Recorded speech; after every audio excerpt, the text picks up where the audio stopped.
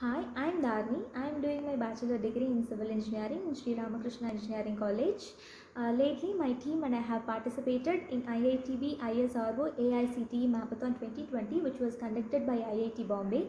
Our mentor is Dr. S.D. Anita Selva Sophia. I must mention it. She has been a great support throughout this work, and she encouraged us a lot to get involved in this totally.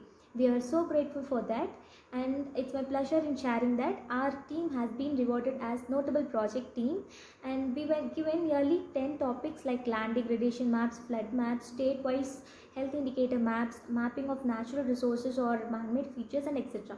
Among those, we have selected LULC, that is land use land cover change with the hotspots of Coimbatore over 1 decade. Our ultimate aim is to create awareness to understand the natural resources, their utilization, their conservation, and also their management. So we have created various data from various open sources like Puven, ISRO, and then we have created raster maps with the help of the data that were collected, which was then converted into vector maps in order to make it more appropriate. And then we have proceeded with image interpretation.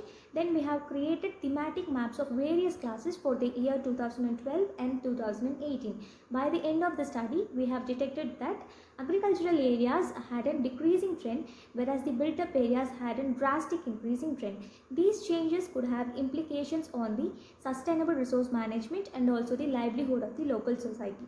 The future scope of our project is that the Coimbatore city is towards its exponential growth in all aspects in nearing future.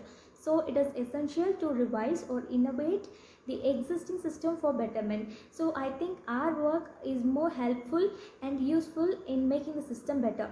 And last but not the least, I must thank our head of the department, our principal, and also the management for giving us this great opportunity to share our experience and also the context of the project with you all. Thank you.